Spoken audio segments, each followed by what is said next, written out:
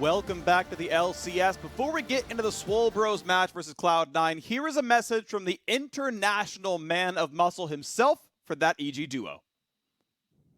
What is up, my bros from across the pond? It's your boy, FLICKR.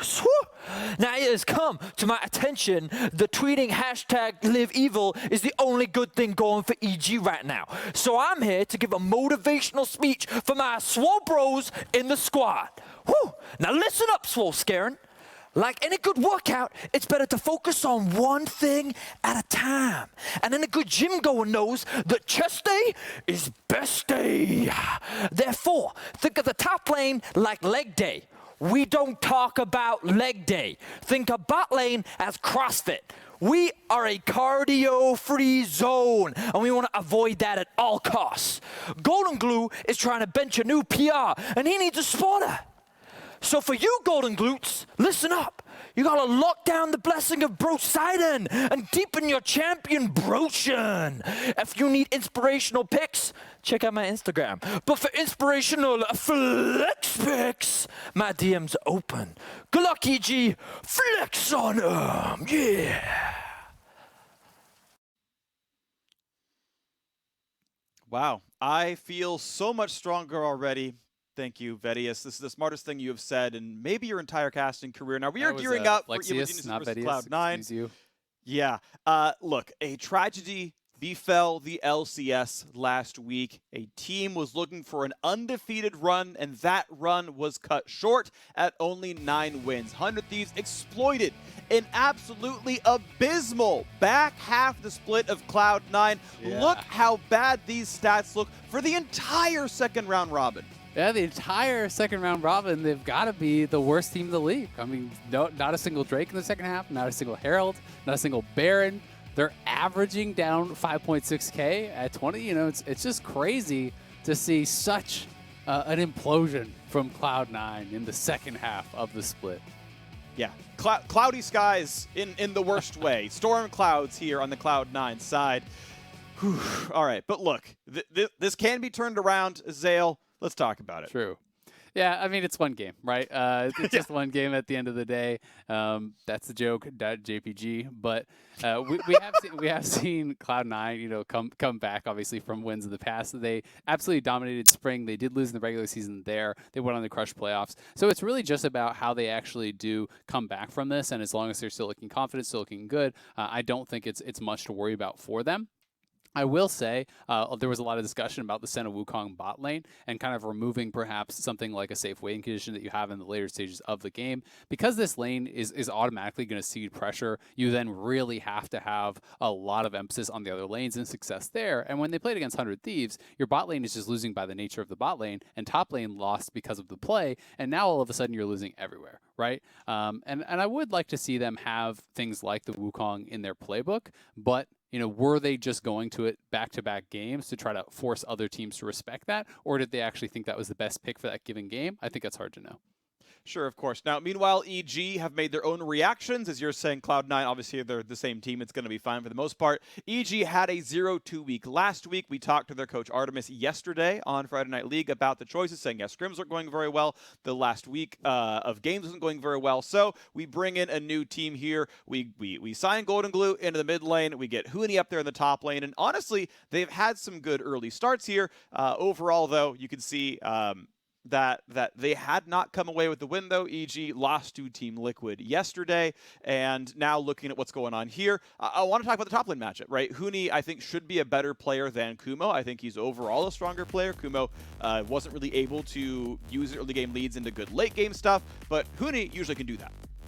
I will say, Kumo has massively improved, though, from last split. His laning phase was such a weakness and has been turned into, you know, a pretty big strength. You know, I'm not sure exactly where he sits in the leaderboards right now, but last I saw, he was second in the league as far as CSD at 10 and 15. You know, he was looking very, very good in that regard. I do think that Huni obviously has way more experience, and a lot of people were expecting, okay, you picked up Huni so that you could actually use him next year when he becomes a resident. What I'm surprised about, though, is the fact that they're actually willing to give up using Jizuke for Huni, right? Because then you really are placing a lot of your bets on Huni dominating the game. And for them to make that bet and then come into yesterday and have Huni on Karma I was like absolutely shocked. I don't think that their draft made sense for the playstyle of the player, but I also don't think it made sense for the composition that they were running. You know, who was Huni supposed to even be powering up, right? You had like a Senna marksman. You had no hyper carry to actually boost up with the soul lane Karma. So I just think that EG, you know, really drafted poorly yesterday, and they got run over pretty hard against TLs. So we'll see if they can make something look a little bit different here today, because I do agree Huni has had much higher highs than Kumo, of course. You know, he has an illustrious career. He can absolutely dominate in the top lane on his picks. So I want to see him get a shot at doing that. Yeah, I think I give EG a pass off of yesterday's game because I think the draft was a hard int draft. If you look at Bang's stats, he leads the league in bot laners, or he leads all bot laners in the LCS in damage per minute, in damage per gold, and most importantly, damage share, meaning that EG relies on Bang to be the damage carry. He's doing well. They're setting him up for success, but they're relying on him to be the carry, and they put him on farming Senna. I think Senna is a fine pick. I think she's totally reasonable to play, but you're playing farming Senna with a Braum, with a Karma, with supports kind of all across the board. No one's doing your damage except Goldenglue. If this was Jizuke's Corki and that was the comp, I think this comp works because Jizuke can do that kind of performance. Goldenglue Orianna is not that champion. I think the draft was wrong for EG. I want to see a new look. Something like Gangplank is that kind of look. And so, I give him a pass because I think the comp was bad, and I want to see what they can do with this one here. Yeah, you know, I even think you can go, if you want to go for soul lane Karma, you can go alongside super aggressive dominant junglers, right? Like, you can do it with Graves, you can do it with Olaf. Like, there's multiple ways to make those style of compositions work. I don't think they went for any of them, unfortunately for EG, but they do have Bang back on a hard carry, scaling team fighter here with the Aphelios. Very quick picks here coming through from Cloud9 has kind of been a bit of their signature lately. They seem to really blow through these drafts quickly. They have thrown that respect ban of Huni's Rumble over his way. GP, you know, is another pick that people really do know Huni for, but not going to be blinding that against someone like Licorice. I do think it would be pretty ill-advised, and Licorice hasn't been going for a lot of Orin lately either, so I just don't see him really finding the kind of matchup that he might want to be able to bring that out.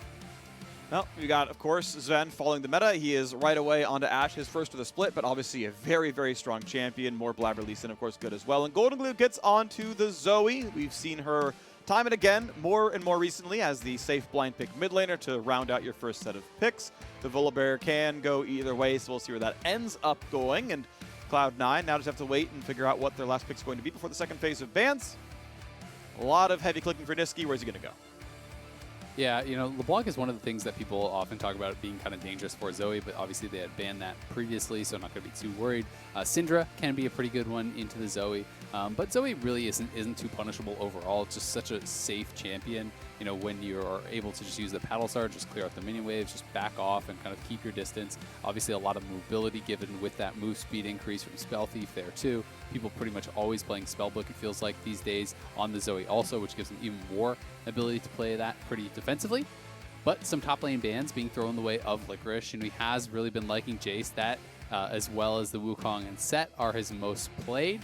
We'll see if they want to try to continue targeting some of those because, you know, if you ban away some of the more difficult top laners for the GP, then Huni does have more of a chance of actually kind of bringing that in. All right, Bard going to come through. Bardash just saw that lane just a game ago on Dignitas's side. They didn't win the early laning phase, but they certainly won the game overall as Aphelios had a solid Bard performance. It's Vulcan's time to show this one. Cloud9 is leaving top lane for last. What people said they should have done against 100 Thieves when top lane is on your win conditions.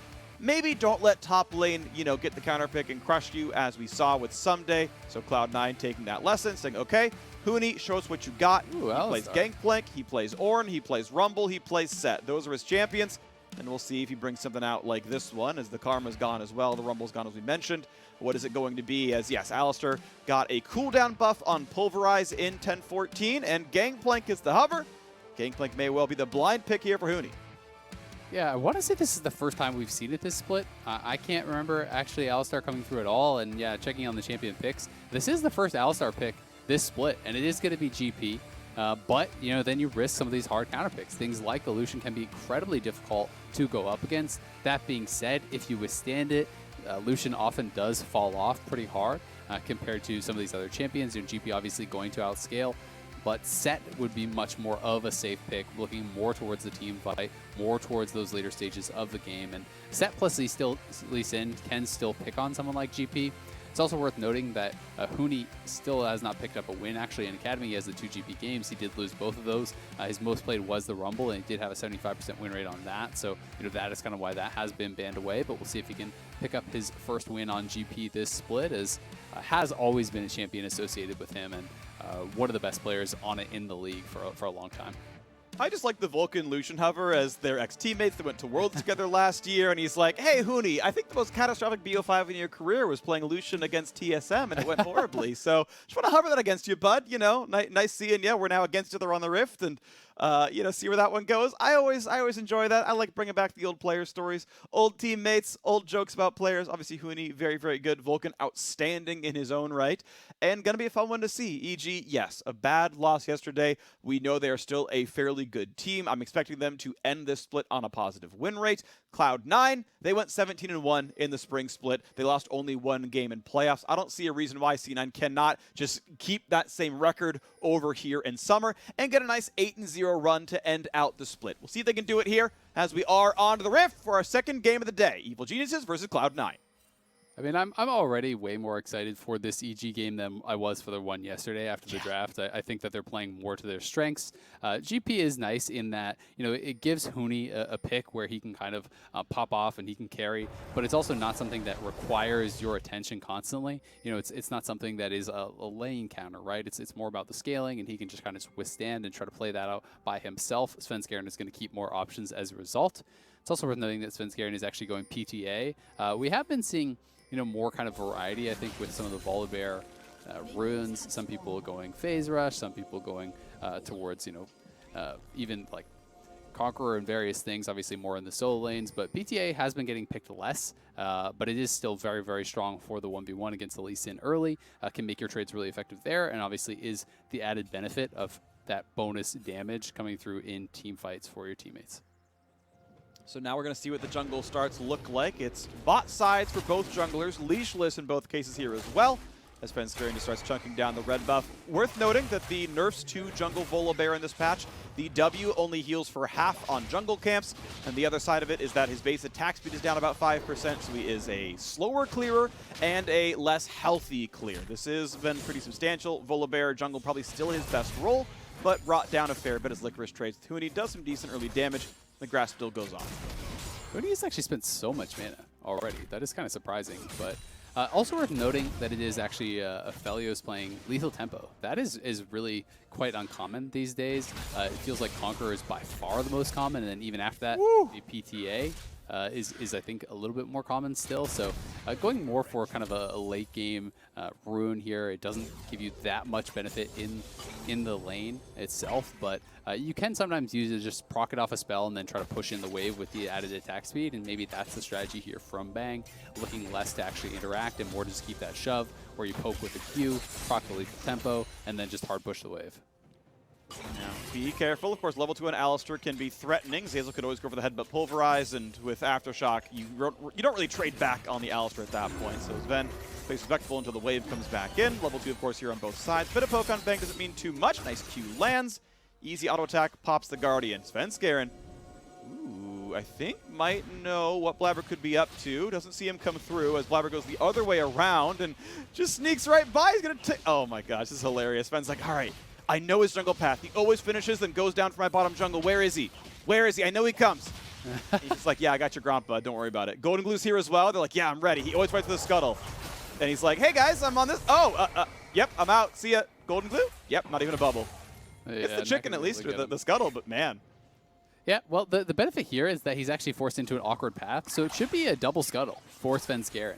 They have the pushing bot lane. Goldenglue is pushing up in the mid lane too, so that is the benefit here. You know, he does kind of get escorted out as that roam from Goldenglue is rewarded by having that scuttle on both sides of the map, and they know that Huni is really the only one that has to be worried about a gank potentially right now, so he can try to play a little bit around that. It's also worth noting that the nerfs to jungle Volibear, the W only heals for half on jungle camps. They have the pushing bot lane. Goldenglue is pushing up in the mid lane too, so that is the benefit here. You know, he does kind of get escorted out as that roam from Goldenglue is rewarded by having that scuttle on both sides of the map, and they know that Huni is really the only one that has to be worried about a gank potentially right now, so he can try to play a little bit around that. And so far, so good for Evil Geniuses, right? You got pushing in most cases. Huni is laning just fine up against Licorice. Licorice took a pretty early recall to grab refillable and cloth armor, which should make his lane pretty comfortable. Huni, of course, wants to wait till Sheen, if at all possible, which is really close for him right now as the recall comes through and should be comfortable to just kind of knock down waves at that point. Actually doesn't go all the way. Looks like he was afraid of running out of mana and just gets Longsword plus mana. And that means Licorice can feel really good about this trade. Yeah, gets the stun, gets some good hits. Are the barrels going to land? Not really. Huni already at half HP when the laning phase starts. Yep. Not the worst, though, at least, because he did get an okay trade back on Licorice. I thought that could have been a lot worse than it actually was. Huni actually had a barrel placed behind him where he was TPing into, which Licorice couldn't really run past to kill. So that allows you to threaten that easy barrel chain, and I think that's kind of what dissuaded Licorice a little bit from pushing forward. So some nice foresight there from Huni to have that in place and make sure that trade didn't go too poorly. But is falling behind in farm, you know, and that is somewhat expected to be pressured in, and we'll see how much of this he can actually pick up at his turret. Well, bot lane not really pushing down. Svenskeren sitting on a control ward was able to maybe look for the gank, but ultimately nothing happening on the Cloud9 side. A very, very small CS deficit for Zven and Vulcan. Kudos to Bang and Zeyzal for the lead down here. But Zeyzal basically just spending 0 mana in laning phase. Has never gone in for a play. This man could have negative mana regen, and the lane wouldn't be any different. Yeah, I mean, honestly, it's pretty dangerous to go in as Alistar against these types of lanes. You know, pre-level 3, you're not going to try to engage at all. You really do need all 3 spells. And then even post that, there's so much slowing between the Ashe and this Bard that if you go forward and it's not like an instant kill or something and you're trying to retreat out of there, Alistar doesn't really have a lot of ability to actually escape. He's going to be looking for this roam now. Nisqy potentially could be engaged on. Phase Rush is move speed though, and so unless you want to flash and risk that Nisqy still... Actually, the E should have been down, so Nisqy would only be able to flash or cleanse to get away, but they don't want to burn the cooldowns. Didn't think they had enough to knock him down, so they'll kill a control ward and give 30 gold over to Goldenglue, who is up 3 CS in this lane. You look at how EG played against TL yesterday. Goldenglue, as a result, has the worst average gold difference at 10 in the league at negative 1,000 at 10 minutes. He got absolutely slammed by Jensen yesterday. This lane obviously going a whole lot better, and some of that you can give him a pass on. Regardless, EG playing a fairly close game. Cloud9 up in gold overall, though, very slightly, as it's a big top lane lead for Licorice temporarily. Ooh. They're actually looking to dive on this wave. This is really dangerous from Huni. We'll see if he can actually clear this out whatsoever, but Nisqy is here. I think you're pretty dead no matter what. Ult, he has oranges. Blaber getting a bit low, can't pull it. And with the TP in for Goldenglue, this could be enough. Licorice, he's on top of the turret, the punch, the ulti in. It's going to be a trade kill at the very least. Goldenglue, takes one for the team. He TPs in and helps out. Now Blaber is an auto away from death. He can't flash follow. He's not losing the health. You gotta be kidding me. A heartbreak for Huni as Cloud9 get their second kill up in the top side. Oh, not only does Blaber get away there, yeah, he's actually able to come back in and kill off Huni. Huni should have just counted his blessings that he didn't die on the wave and gone back to actually farm it up. Instead, that Huni mindset, he's got the killer instinct, he's going for more, and it's going to cause him to lose 2 waves probably. He'll lose a fair bit of this one. He already lost a full wave at the turret while he was actually chasing over. And Cloud9 do end up, as a result, still coming out ahead on that play, but there was a lot of hesitation on that dive, honestly. It felt like they really kind of, weren't sure if they wanted to still go through with it once the ultimate was dropped and once TP came through. You really just want to start this off with Licorice ulting him into the wall, clap him in. You have the guaranteed Q, the stun, everything follows up, the ultimate from Syndra, but they just tanked so many turret shots, from Licorice here walking over, and no one was really starting it up. So it just felt like there was split comms or something there from Cloud9. But then Huni, he has the Trial by Fire passive, he flashes in for it, but the safeguard barely came back up there for Blaber, giving him enough health to get over the wall and to come back in for the execute. And I gotta say, it felt like Goldenglue overchased on that one as well. You saw him running forward in to chase down Blaber initially, and it kind of set him up for the easy CC out of Licorice, allowed that kill to come through for Nisqy at the very start of it all. So I think a small misplay there for him. End of the day, though, fairly close game. 1,000 gold difference, not absurd, but I gotta say, for the back half of the split, Cloud9, they were normally down 1,500 at this point in the game. Instead, they're up 1,500. Massive turnaround for the squad. Yeah, what an improvement in the second half. Most improved team, Cloud9. Definitely. But this is also the aftermath of it is, so not only did Huni overchase and not get the kill, he lost multiple waves. And guess what happens when the waves die at your turret? It means it pushes away from you. Your jungler is now not on the top side. Their jungler is. The wave is frozen on you. So you're going to lose a lot more minions off of it, besides just that first 2 waves that he actually lost. Minions are going to be denied to the tower. And Licorice can just potentially freeze this. We'll see if he wants to push for some reason. But I would say you just hold. With your jungler up on this top side, you know, Blaber's going to be level 6 soon. He just actually hit it. So if Huni tries to push this in, you do have a good angle on a gank. Or even you can potentially just push it in and try to dive again, because this time might not be so lucky for Huni. Nice little bit of damage there for Goldenglue. Still holding pretty equal in the mid lane. Again, the top lane TP went a little bit bad for him. Got an assist, but got killed. As now we look at the next play towards mid. Nisqy not going to be put to sleep. Good sideways dodge. Said, okay, maybe we dive if that one lands, but it doesn't, so out they go. By the way, cleanse still on Nisqy means there's not a lot of threat, regardless, even if the bubble does land. Zeyzal sitting on a ward to look for plays in the bot side. Bot lane just kind of farming back and forth. Aphelios and Ashe both scaling. I think Ashe actually has pretty reasonable late game teamfight damage. Blade of the Rune King plus the buffed Q is actually pretty solid. But Aphelios is obviously Aphelios.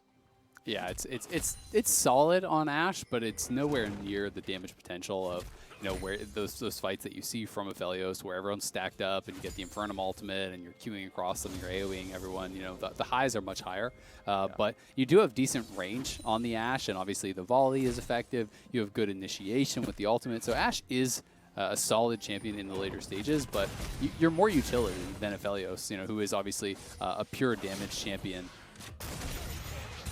Well, finally, the wave getting pushed in. Barrels blow up. Huni gets some gold. Svenskeren finally, this is you mentioned about 2 minutes ago, finally gets to the top side of the map so that Huni can feel comfortable and push the wave in. But the CSD obviously already gigantic here, as it's 60 to 80 with 10 more minions to kill. It's the 30 CSD at 11 minutes. Yep, and if he just stayed at his turret and farmed up that wave, he'd probably be even. And that's kind of the sad part about how top lane works. Is, you know, if you make a mistake around minion waves and, you know, you overchase for a kill there, you die, you don't get that, and now your wave's screwed, you lost 2 waves to the turret, you're going to lose probably 2 more because of the push and the fact that you can't actually fix that wave without the help of your jungler. So it's a pretty catastrophic set of events that actually did trigger up on that top side. Then Huni bases, and because he didn't TP, guess what? Licorice reset the wave, so now the wave is going to bounce again. And you just kind of end up in this never-ending cycle where you're behind, so you can't actually contest enough to stop the wave from crashing, and then you can't actually push out the wave enough to crash on your opponent's turret. And basically you end up pretty screwed, but at least he is on GP, who can kind of farm from range with the barrels, and it looks like Licorice is heading down towards this dragon. They know they have TP advantage up on the top side with Huni, so Licorice is forced to do that, and as a result, Huni will be able to pick up the wave. Play on the bottom side. No one's there to help Zven, but there isn't a lot of follow-through because a nice ulti out of Vulcan keeps Bang from helping, so Zven stays alive, burning 0 summoners. Re-engage Blaber, kicks in, finds a knockup. Bang forces a flash away, re-engage towards Blaber. He is slowed, he flashes a safety, but it's not going to be enough. Zeyzal is there for the follow-through, and the kill comes in, and now the re-engage for Cloud9. Look at the burst damage. Bang is gone already. Now a re-engage yet again towards Licorice. Gigantic shield, but there's no way you get away from this one. There's no way you get out. And Huni grabs that kill despite the stun coming through for Vulcan. So it's EG winning a team fight 2-1 with control over the bottom river, with control over this Drake. Then EG will continue to leave Cloud9 at 0% Drake coverage. It's going to be the second dragon for them this game. And that sleep was huge because that sleep just timed out as Licorice was trying to flash in to actually stun people together. And instead, he flashed in as the sleep actually triggered into a stun, losing all of his health, you know, losing that summoner. And he's actually playing, you know, for a very squishy build. He's going Blade of the Rune King, which is more about that 1v1. And, you know, when things don't go perfectly for you in the team fight as a set when you're playing Blade of the Rune King, you're very squishy.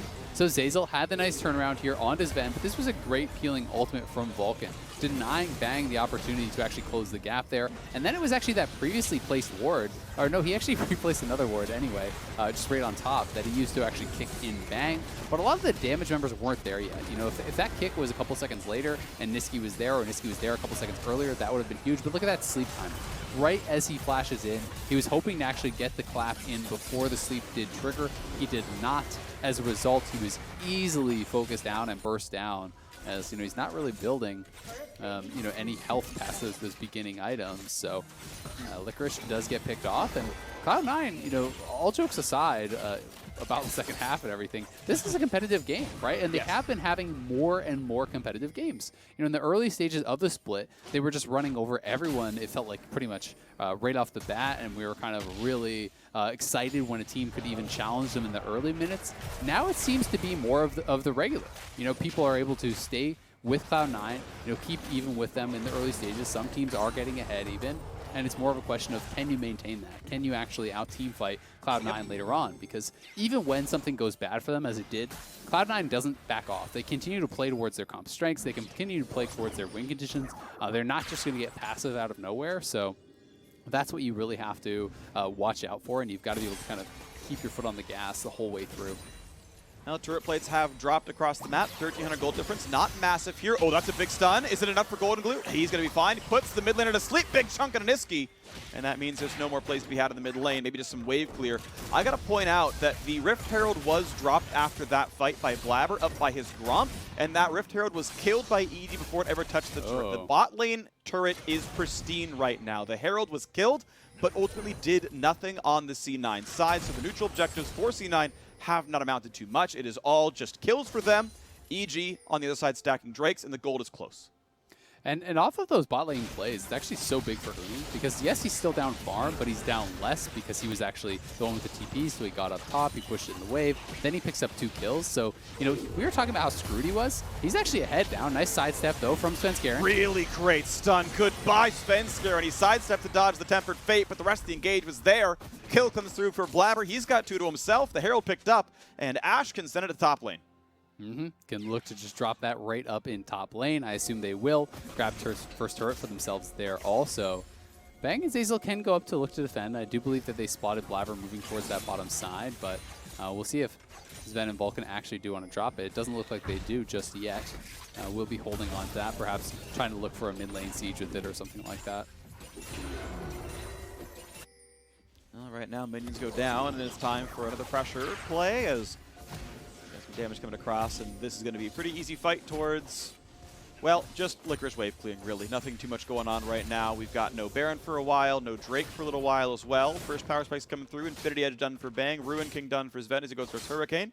Very standard builds on both sides. Huni manicuring the wave, and that's going to be, whoop, about 40 bonus gold as he knocks them all down. Vulcan heading back to the bottom side as Zven reinforces. They weren't seen, so it's now temporarily a 3v1. You can't exactly Ashe engage a Gangplank, so not too much to do here. Volleys to stop a recall. There isn't one. Herald still has plenty of time to summon that one, so Zven can take his time, but bot lane turret going to take a lot of damage when that Herald does finally summon. Yeah, a lot of members coming from EG down towards this bottom side, though, and they do have a pink ward there, so Svenskeren is unspotted for now.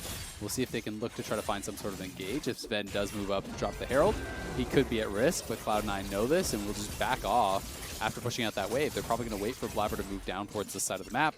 He, you know, procs that vision plant, is going to try to take the scuttle out as well, give a little bit more protection for his bottom lane to play aggressive here in the bottom lane. Well, again, very close game between these two squads as we wait to see when the Huni win condition comes through. Checking on EG with their role swaps so far. Yeah, I mean, Huni's had a rough time in the early game, but they picked him for his mid to late game prowess. So far, the first TV bot side was good. Goldenglue holding up against Nisqy, which is just fine, and that is a nice bubble. That is a possible catch. Ashe does not have any way out except for heal. Ignite is on. The shield keeps him alive. Guardian comes through as well, but Zven! Oh, he's at 5 health. Nearly dies to the Corrupting Potion, but another sleep comes through. This could be even more damage. Is it enough to kill off Blaber? Vulcan forced to jump away as well. Ulti not going to land from Bang. They just walked in a straight line. Didn't expect that one. But that is a huge chunk down. That is a Herald summoned just before the recall, because what else are you going to do? Bang goes down as Nisqy and Blaber do it better. Kicks back in Zeyzal. He's tanky, though. Finds the stun. Cannot quite find the re-engage. He wants in the flash in for the Q. Stopwatch buys some time. They must get it next time. Surely it's going to be enough. Zeyzal gets the stun. Nisqy cannot get away with it, and the follow-through kill comes through for Goldenglue. Now Licorice is going to try. Finds a big ulti. Finds a big shield. Finds a big punch. And knocks down Goldenglue, but it's not going to be enough. The kills come through again. 3 for 3 overall, I believe, is the score. As the turret finally takes a shot down to the mid lane, Svenskeren's going to knock that one down. And the Drake is alive. For the current members, it is a 4 versus 2 on the map. EG should be able to go towards their 3rd Drake. This would put them at soul point, and what a crazy exchange there around that mid lane, Goldenglue actually credit deserved for a lot of that action, for a lot of it going their way, as he hit multiple sleeps that put C9 members incredibly low. Zven was out of the fight right off the bat. There's no smite on Svenskeren, mind you. Cloud9 won't know this. It's pretty much impossible to actually track that timer with multiple charges and the fact that it's using the jungle all the time. So they do just have to kind of back it up. Oh, danger. If that Bard Q landed, that was probably a lot of damage. Svenskeren did not have flash, not have ulti. If that lands, if he waits one more second, walks up and lands that stun, maybe that's a kill. Regardless though, third Drake and a team fight. Yep, so this is already after we had seen Zven get chunked out, was pushed out of the fight pretty much immediately. Goldenglue then landed to sleep on Blaber, chunked him out, lands to sleep on Vulcan, pushes him back. But Blaber and Nisqy, so adept in these skirmishing situations, they're able to get the kill over onto Bang. Blaber just barely not getting out. Vulcan might have been able to block that one coming through from Goldenglue. Then Licorice arrives, but it's a little bit too little too late. He is able to get one kill back here, thankfully for him, but is very squishy. Again, when you do go this Blade of the Rune King style, you are really, really squishy in the team fights, and it's more about that side lane where they kind of lost a lot of the advantage off of that bot lane TP play that Huni made earlier. So he doesn't run that side lane like perhaps he thought he was going to be able to. Well, and it means the game is remaining fairly close. I will say the gold lead is stretching slightly. Cloud9, 1,500 gold lead, which is still solidly them being ahead, but Mountain Soul comes in soon. It's basically straight stats. It's really good against things like Syndra and assassin-ish Lee Sin, grabbing some more attack damage onto him. So the flat shield really, really valuable there for Bang and Goldenglue especially. Not bad on Huni either. So that's going to be something that's real concerning on the Cloud9 side. Mountain Soul almost couldn't be better in some cases here. We'll see. That's going to come through in 3 minutes, 20 seconds. Yeah, I mean, I would way rather have EG's position in the game right now. Yes, Cloud9 is up a little bit in gold, but you would easily trade that gold for the 3 dragons. Trying to defend this fairly aggressively. They do have Blaber coming down, but they're in trouble now. Instant engage. Vulcan, why are you near an Alistar? That dive is effortless. The turret might go down as well. The re-engage would be 5v4. They stun a Volibear. That does not matter. He gets nothing. They burn 2 ultis and bleed a kill in a turret. EG catching Cloud9 out in the mid game. C9 making uncharacteristic mistakes. Yeah, Cloud9, it's a little bit of a brazen attempt at defense there. The fact that they tried to stay around with just the 2 members. They had Nisqy actually pushing a side lane. Licorice was in the bot lane there too. And they wanted to try to hold on to this turret as kind of this bastion of defense, to be able to get easier access over to the next dragon, which they know is going to be so important going forward in this game. But instead, when you use the Bard ult to actually, try to delay a little bit, you don't have that as a defensive tool anymore. And Ashe plus Bard alone will never be able to actually hold that turret against 4. The dive is pretty easy to pull off for EG. And I gotta give credit where it's due to Huni. The top lane, as you mentioned, was a catastrophic start, right? He greeted, it's his own making, it's his own fault. He dove for a kill on Blaber and it backfired and he died. Huni had a game start of 0-1-1 with a 30 CS deficit at 11 minutes. Since then, he has kept up in farm equally and gone 3-0-0 from that point on. Licorice has gone 1-2 from that point on with an equal CSD. Huni from a deficit is outperforming Licorice from ahead. Yep, and a lot of it is just off of the team fighting, right? It's less about that 1v1 and more just about how effective Huni has been able to be in those team fights, and the fact that, he did pick up some of the killing blows in the bottom lane, really dug him out of the hole that he had kind of made for himself. So credit to him for being in the right place, right time, from having that TP, despite being behind in lane, he still saved his TP. He didn't actually TP back to lane, as I think many, many players would do, and because he had that, he was able to answer that play in the bottom side, pick up 2 kills, put himself right back into the game, and now he's in a position where he's outscaling his opponent, he's ahead of his opponent, and he's going to be incredibly effective in team fights. And EG, honestly, may have this game all but wrapped up if they can grab Soul. Zeyzal wants in against his old squad. Bang has to kite away. Burns, Summoner Heal, and his QSS. Arrow's not going to land. That could have been a really big deal, but Nisqy is slowed down. Good quick shield for Blaber. Redemption's going to bring them back up to full health. Huni can't find a barrel chain because it would take too long. Goldenglue with a Banshee's Veil. Feels comfortable to push up. Can't find the sleep either. Will there be a re-engage? This is not the ideal target. Blaber almost goes to the play. Zeyzal knocks him back. Here comes the team fight. Licorice to the front line. Svenskeren Goes Golden. Blaber finds damage on Huni, but Gangplank is tanky enough. Big punch comes in. Can't quite kill Volibear. Licorice got to be careful. Does have flash. Does he need to burn it? CC did again, but he is not the best target. Zeyzal forces a flash away. Licorice a bit low, but is going to stay alive. Bang cannot find his opening either. C9 scrapped and ultimately don't come away with much of anything. Health bars low on both sides. No kill through the team. Yeah, it's hard to really tell who came out ahead there, but I do think that overall the advantage should be in the favor of EG, because the only one who actually had to go back to base immediately was Zeyzal on their side. EG are the ones with now priority around here. Both their soul laners are still healthy, and Bang, is going to be able to get over here pretty soon. He's just cleaning up mid lane wave, healing up off of that.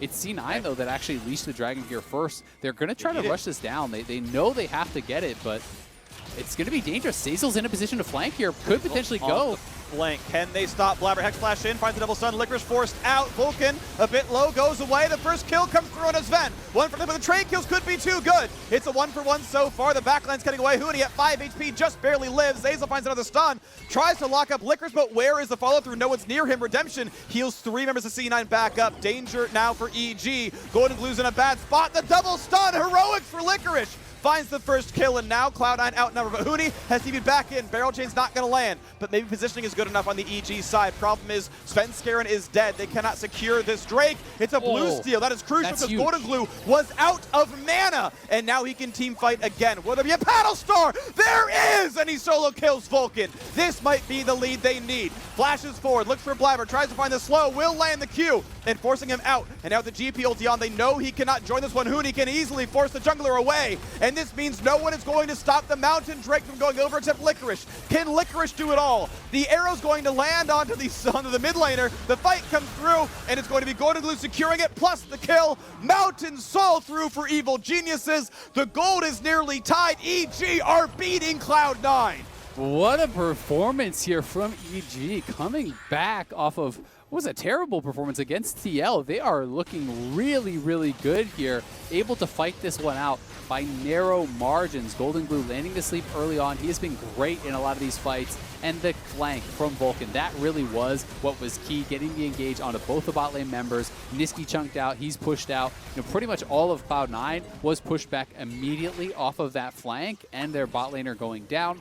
Then Licorice here, stuck around and was looking for this play. Huni had actually gone back to base, had to TP back in, and he catches multiple members there, stuns them together, allows them to get an additional kill. But Huni TPing back in with full health there was just too much, and now you are playing from behind here as Cloud9 with the soul to actually deal with, which is going to negate a lot of that flat pen that actually is coming out from Nisqy and be an additional source of shielding, right? You don't have that threat of just 100 to 0 nearly as easily with the Lee Sin, with the Syndra, who are looking to burst down members like Bang, and very likely he's playing overheal. People almost always do. When you add in that, when you add in the red gun overheal, you add in the Mountain Soul, you can have hundreds of shielding potentially at the start of a fight that just negates a lot of your combo.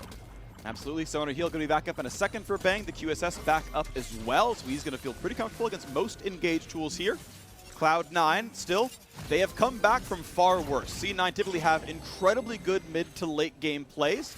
That said, they are certainly behind here, and maybe they've been outscaled comp-wise based on the fact that Mountain Soul is in. I will say, Blade of the Ruined King works out very well against Mountain Soul. They're at full health for longer, so you get more damage out of the % current health damage. There's a very minor thing there that helps out Zven.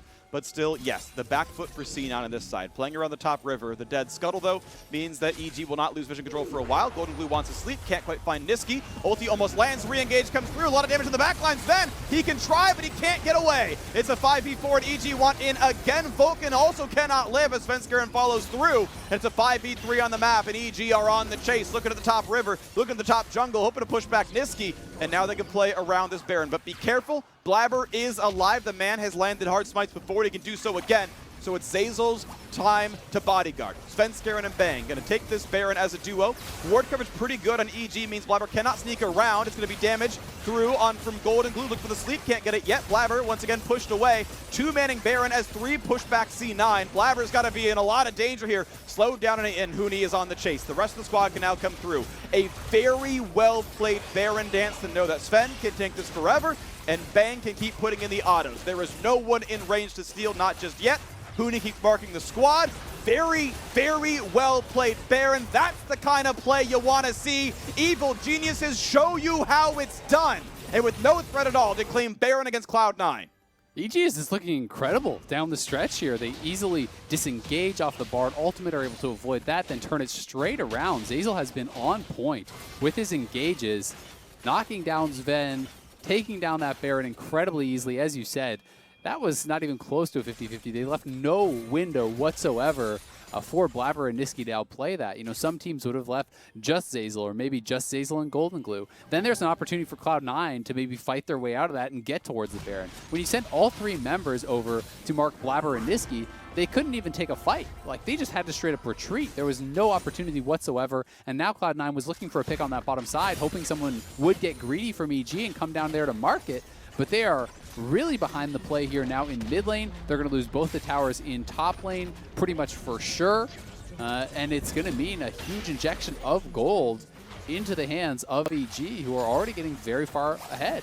Bang nearly has his death stance. Huni's working on an IE, like he is going for the really expensive late game build, and he's closing in on it. Turret number 5 falls. Baron power play 2,600 right now, and it's going to be recalls real quick. Huni level 16.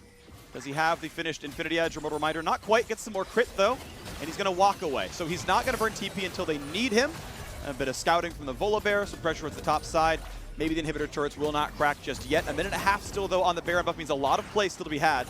The wave is cleared out, and the cannons begin their siege. A little bit of damage. Here comes the engage. Stuns on the 3 of them. Nisqy, he's at 5 health right now. He's going to be enough for the follow-through. He's flashing away for his life, and Zeyzal cannot catch him. So Zeyzal may indeed die. In the backline is Licorice. It's a 1-for-0 so far. Licorice tries to get away. He can't do it. Turret turned off. It's a 1-for-1. So 4v4 on the map as Huni rejoins the fight. Zven can only do minor bits of wave clear as top inhibitor will fall, and EG can walk away, look for the next bit of the siege. Power play still looks solid, 3,200, and there's still a minute left in the Baron buff.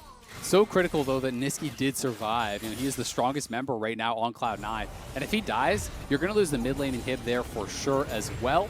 So barely able to eke away, keep enough health to survive Zeyzal, who had a great engage again. Zeyzal has just been so on point with the Hex Flash engages, you know, going over the wall with the GP ult to slow them down, you know, finding critical members. And despite the fact that Nisqy limped away, it meant that the rest of EG had enough time to actually knock down the turret, to knock down the inhibitor, to kill off Licorice.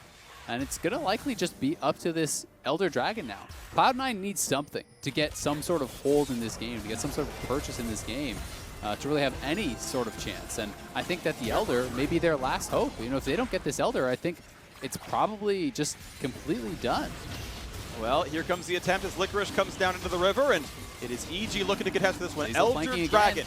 Baron buff times out, 5,000 gold lead plus a Mountain Soul. EG are ahead, but this is the fight that matters most as Zeyzal wants around. Doesn't land the Hex Flash though.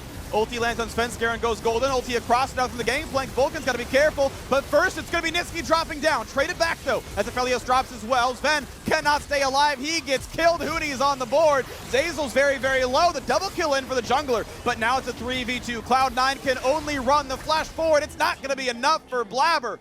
Vulcan against the world. There's minions inside the base. It's time for EG to close it out. There is a 1-week contract on Goldenglue, and he's making the case for himself now. EG should keep this lineup. They just beat the defending LCS champions in 32 minutes. The wave is going down. Vulcan cannot defend this. 2 games in a row. Cloud9 will be upset.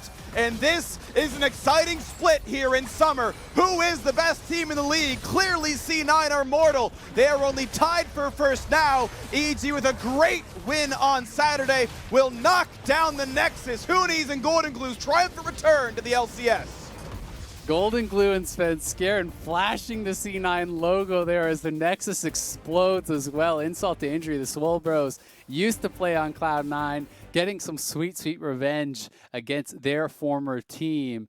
And what a win. EG honestly played incredible. You know, Goldenglue had a really rough showing yesterday. All of EG really did, but Goldenglue was incredible this game. He was so on point, landing the sleeps, landing poke nonstop. You know, Huni bouncing back from what was admittedly, you know, a kind of a self-created deficit, but he was huge down the stretch. EG looked very, very good here. Zeyzal on point with the engages. It felt like he found a carry in every single fight. you know, this is an EG that could really go far if they can replicate that level of success, because there's not a lot to say here about, oh, well, Cloud9 didn't draft well, or Cloud9 is playing something weird. This was a pretty standard Cloud9 draft, a pretty standard Cloud9 game.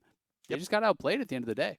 They got outplayed. C9's one lead was Huni overchasing, and despite that overchase, watch from minute 9 onwards because there weren't any mistakes left. That was great by him. EG, I want to see this lineup again next week. Grayson, I hope your agent is good because you're getting signed to an LCS team, and they better pay you the right amount because EG just beat the defending champions because you joined the roster. I want to see this team again. I want to see him next week. I want to see him go deep in playoffs. EG was a top 3 team in spring. This maybe looks better in summer. Want to keep seeing it happening. On the other side, though, we will hear more about how the Swole Bros took down Cloud9, so stick around.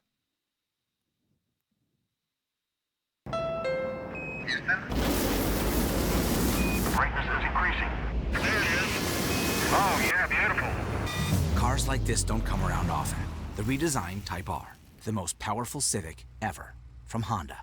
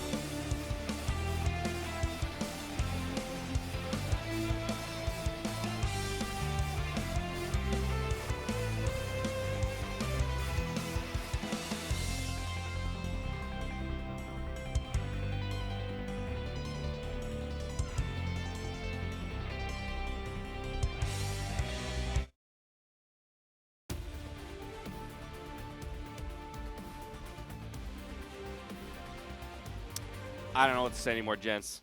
I don't know what to say anymore. The writer, whole league. they showed the stats before the game. Like Cloud9 hasn't gotten a Drake yet in the back half of the split. Like this is not an upset. It was predicted. Mark, we had that whole talk with the writer. We had the whole talk with the writer about fixing the script for week 6, and then he goes and does this. He didn't get the memo. We got to have another conversation with him because after watching EG, yesterday and then seeing them today, it's so different. I understand a lot of it can be pinned on the draft from yesterday, but even then, this was a pretty standard draft. It didn't have any tricks in it. It wasn't like some weird, all in on Lucian top that popped off. This was a normal front to back, for the most part, team fighting team comp. I don't know about you guys. I like the plot twist, though. I like the story arc of Cloud9 facing some struggle. It's no fun seeing someone just completely dominate the whole way through. They have to come through some adversity, and what better way to do it than with the Soul Bros actually popping up? But they were okay. I really liked more than anything Zeyzal busting out that Alistar. It got buffed on 10-14, and it's glad to see him on the Rift since it was one of his best picks. It's a fair point, Crumb. This does make this split a heck of a lot more exciting with the loss handed over there. Probably thoughts? I was mentioning when Crumbs was talking about the Alistar buffs, like he was actually just full mana in lane, like not even casting anything because they were just farming. But his flanks during team fights were key. Alistar's such a one-dimensional champion. He's sometimes boring to watch, but when a player is creative enough to find these flanks, use Hex Flash over the wall to get to the carries, like Alistar now all of a sudden becomes a super exciting champion. But I was going to say, you have to give some credit to Goldenglue as well. He was really, really good in the first portion of the game, setting up a lot of skill shots and keeping them close until, the rest of the team fights turn around and the late game GP popped off. Yeah, the GP. That was the thing I was going to return to. Is kind of this idea of, looking at the draft for Evil Geniuses, not seeing Karma in the top lane, seeing a GP, seeing Goldenglue on something like Zoe, where he was landing a whole heck of a lot of bubbles, finding some accuracy on those skill shots. And I have to say, it felt like they navigated a majority of those team fights really well. Probably, we always talk about that 15 to 20 minute mark, where C9 is going to find that fight and then put the kibosh on the other team. And you can see right in that 15 to 20 minute mark on the gold graph that there was a little jostling to be done, but EG was able to wrestle it back actually in their favor just beyond 20 and take it home to victory. Yeah, I mean, I gotta say, like, Cloud9 still played the mid-game fight really well. Like, even Blaber had this, like, crazy, going in kick, and then he's able to escape. But the way EG was playing it was just really smart. Like, they were grouped, and they were fighting off of bubbles and or Alistar engages. So they weren't just, like, taking these fights randomly. It's like they were layering their CC really well. And, yeah, like Mark said, like, Goldenglue was landing just absolutely too many bubbles. Like, he was getting free picks on Ashe. He was getting free picks on the Sett when he TPs in. Like, there's too many things that EG was doing correctly. And then, I mean, the capper was when EG was doing Baron. And they just completely shoved Cloud9 off, didn't give Blaber a chance to get in. These are the times you see teams just kind of fail because they don't have enough practice doing Baron, but EG pulled it off so well. I was really happy to see them perform like this. Really, really, really well done by Evil Geniuses, making the league interesting by taking down Cloud9 with Goldenglue and Huni on the roster. For more on that win, let's hand it over to Licorice and Goldenglue at the Verizon postgame interview. So happy to get to speak to Goldenglue with your Verizon post-game interview. Dude, you're hashtag live evil now. Just first things first, talk me through it. What has this process been like you in the quick turnaround? It's been absolutely crazy. I was preparing to take a coaching job this week, and I ended up getting a tryout on Tuesday, and everything just ended up clicking. And now instead of coaching, I just beat the best team in the league. So that's pretty dope.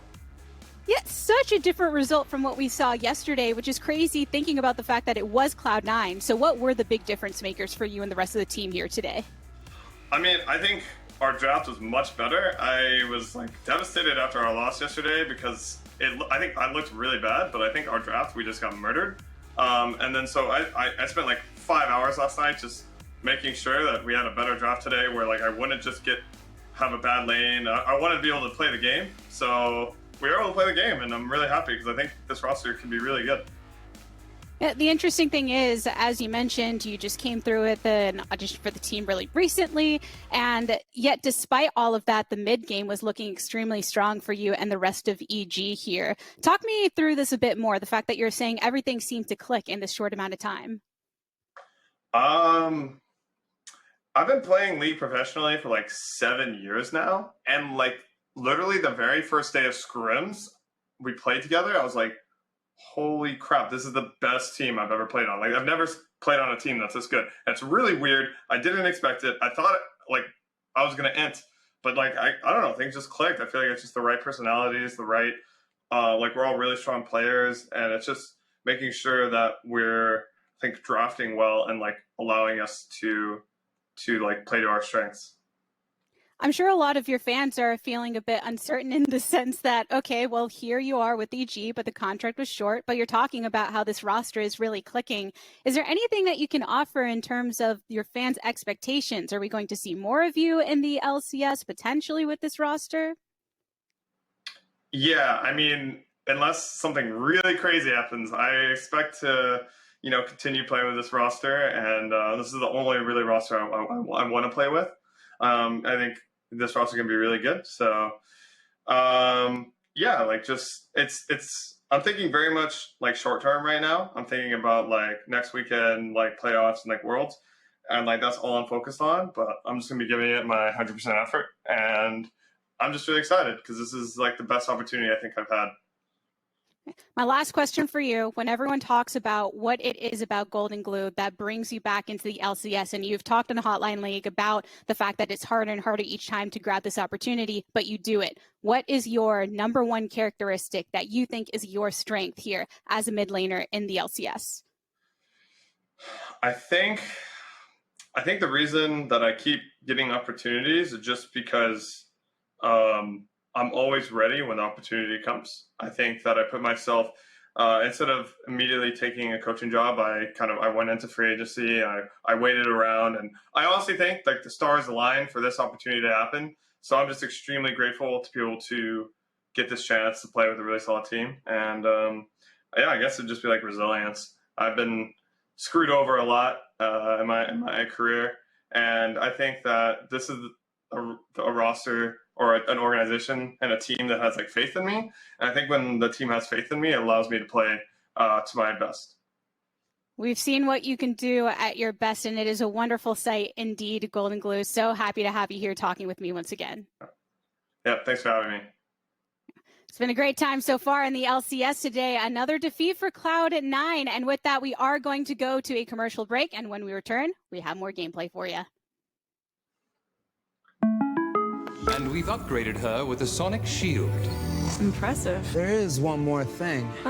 Jake from State Farm. Here's the deal. With the Drive Safe and Save app, you'll save up to 30% for being a safe driver. Like a good neighbor, State Farm is there.